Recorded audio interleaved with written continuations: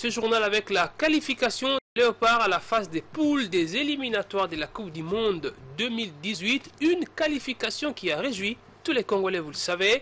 Le ministre de la Jeunesse, Sport et Loisirs a tenu à féliciter les fauves de la RDC. Denis Kambaye a aussi félicité tous ceux qui ont joué un quelconque rôle dans l'organisation du match des Léopards contre les Hirondelles du Burundi dimanche dernier. Plus de 140 millions de francs congolais ont été réalisés comme recette. Suivez ces propos avec Patrick Issou.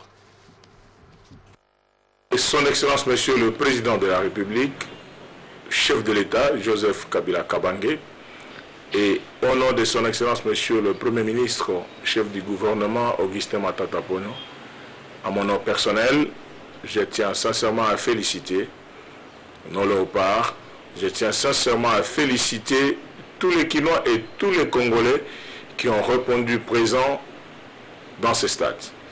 Et je tiens à rappeler à tous les Congolais que pour une fois, plus de 5 ans après, les recettes réalisées hier sont d'ordre de plus de 140 millions de francs congolais. Cela montre à suffisance le civisme qu'on a commencé à initier depuis qu'on a la tête de ce ministère. Tout n'est pas encore parfait, il y a encore des choses à faire. Et féliciter tous les supporters qui ont pris part à cette grande fête.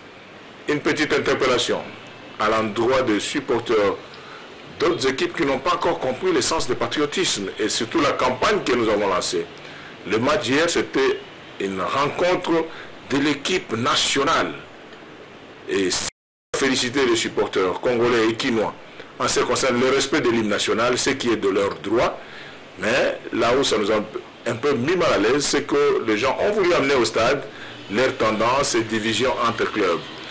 Dans les jours qui viennent, j'aurai une grande séance de travail avec les dirigeants des différents clubs pour continuer cette campagne de civisme sportif. Bien sûr, au niveau du gouvernement, nous aurons donné d'autres instructions en ce qui concerne l'habillement même des supporters. Si nous pensons à uniformiser les équipements sportifs en ce qui concerne les équipes nationales, mais nous devons aussi penser en ce qui concerne les supporters. Et ce communiqué de presse que je vais vous lire in extenso, communiqué de presse numéro DG-DG-DG-031-OCC-DG-HYM-2940-2015, destinataire Fédération des entreprises du Congo FEC, Confédération des petites et moyennes entreprises du Congo COPEMECO, Fédération nationale des petites et moyennes entreprises du Congo FENAPEC, Association des compagnies aériennes IATA en République démocratique du Congo, Association congolaise des agences en douane, ACAD, importateurs, agents maritimes, transporteurs des marchandises en trafic international, commissionnaires en douane, concerne inspection avant embarquement des marchandises importées.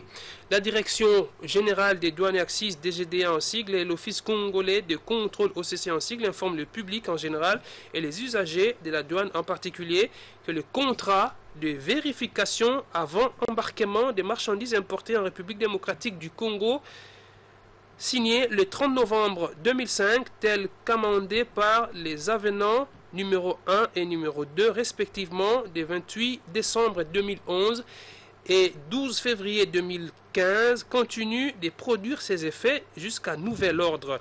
En conséquence, les marchandises à destination de la République démocratique du Congo continuent à être inspectées par BIVAC avant leur embarcation, à l'exception de celles exemptées du dit contrôle. Aussi, toutes les mesures prises en application du contrat précité demeurent en vigueur.